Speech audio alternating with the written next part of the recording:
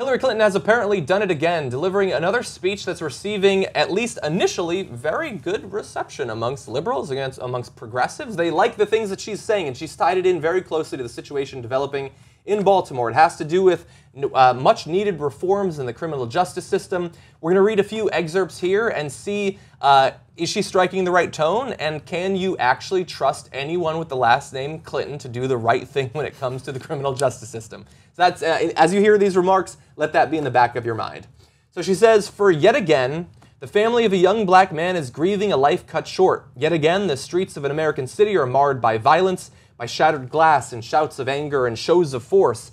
Yet again, a community is reeling, its fault lines laid bare, and its bonds of trust and respect frayed. Yet again, brave police officers have been attacked in the line of duty. What we've seen in Baltimore should, indeed does, tear at our soul. I read that first section so that you can see that she is trying to walk the same careful line that Barack Obama has been, where you will acknowledge that the community is hurting, and you have to say that the cops are being attacked too, which is both true and politically expedient for her to acknowledge. At least she didn't use the word thugs. She didn't use it yet. Well, I'm going to keep reading. We'll see. Maybe we'll she gets to thugs eventually. But not so far. She's resisted the urge. We have to come to terms with some hard truths about race and justice in America. There is something profoundly wrong when African-American men are still far more likely to be stopped and searched by police, charged with crimes, and sentenced to longer prison terms than are meted out to their white counterparts. There is something wrong when a third of all black men face the prospect of prison during their lifetimes, and an estimated 1.5 million black men are missing from their families and communities because of incarceration and premature death. And so she acknowledges the historic injustices, the imbalances in terms of how criminal justice is doled out in America. But she also has some prospective solutions, even if somewhat vague at this point. She says we can start by making sure that federal funds for state and local law enforcement are used to bolster best practices rather than to buy weapons of war that have no place on our streets. We've talked a lot about the militarization of police officers, so this is a pretty wise statement to make. But the money that is going to the militarization is coming from the Homeland Security budget, and so it's like a different pool of money. Yeah. And the people who manufacture that equipment and those gear, they want to sell. They want to sell. And so they're not going to stop the flow. Yeah. And when a boy gets a toy, he's going to want to play with it, right? You give a Humvee or a tank to a police department, and they're going to find an opportunity to roll it out. And we showed you the video of Joseph Kent being like black bagged into the back of a Humvee. Look, I know it's a riot situation, but Humvees make people legitimately uncomfortable. Grenade launchers make people legitimately uncomfortable. We don't want to see these weapons of war domestically. Yeah, snipers on the roof of a Bradley fighting vehicle. Yeah, exactly. It's a little intimidating. Yeah, I don't want to see snipers when it's the Bundy Ranch, and I don't want to see it when it's cops either, not in America. She goes on to say we should make sure every police department in the country has body cameras to record interactions between officers on patrol and suspects. That will improve transparency and accountability.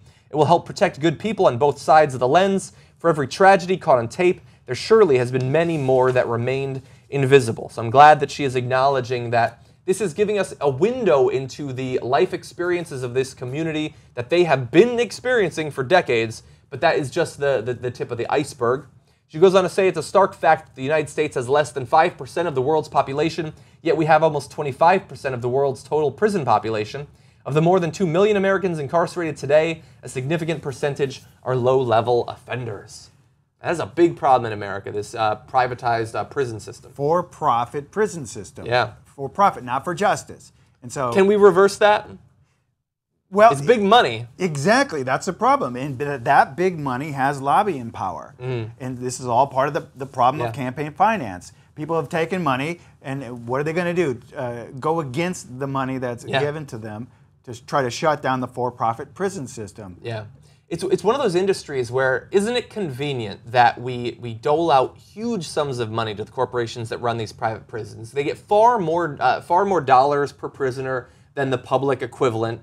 And then they take those massive profits, they take 1 or 2% of it, they throw it back to the politicians, and they ensure this great flow. It's an amazing investment. It's almost like it's the cost of doing business is you have to run a prison, but what you're really doing is investing in lobbying and the huge returns you get from that. Similar to the energy industry, similar to Wall Street. It's great how I wish I could get on that teat. Now, the concern is that, as with her other statements recently, Hillary Clinton is saying the right thing, but that is still several steps removed from putting into play the right laws. And we know that her husband, Bill Clinton, back in the 90s, did some things when it comes to the criminal justice system that have resulted in the huge number, the huge population we have in prisons. Those numbers that she's citing there, some percentage of that can be attributed to Bill Clinton. Now, she's not responsible for Bill Clinton necessarily, but they're fairly closely tied together. Yes, and so there's that concern. Even he now is starting to have regrets about that. And oh, maybe I shouldn't have done all that, where millions of people went to prison who wouldn't have otherwise. Yeah. Let's actually read some of those. So this is from a recent appearance by Bill Clinton. He says he's called for an end to mass incarceration, admitting that changes in penal policy that happened largely under his watch put too many people in prison and for too long and overshot the mark.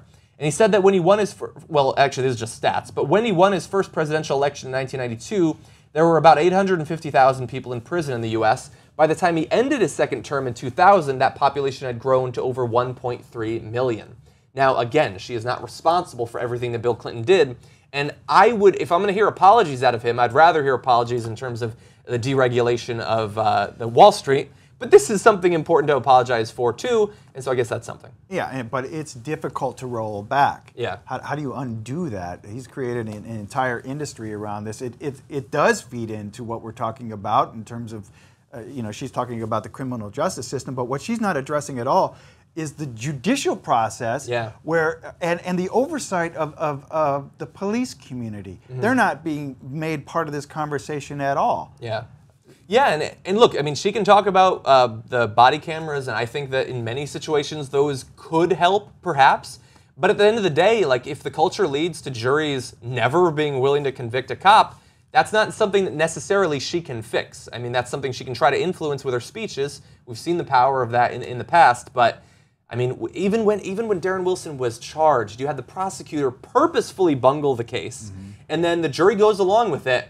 How do you fix that situation? I honestly, I don't have a solution. And that's what she's not addressing. It's the culture, it's society. It's not just the technology. But you know that there are contractors clamoring for the deal to be the ones who supply the cameras. That's true. And so, that's going to be big money. Sure. Yeah. But what's going to happen with those cameras?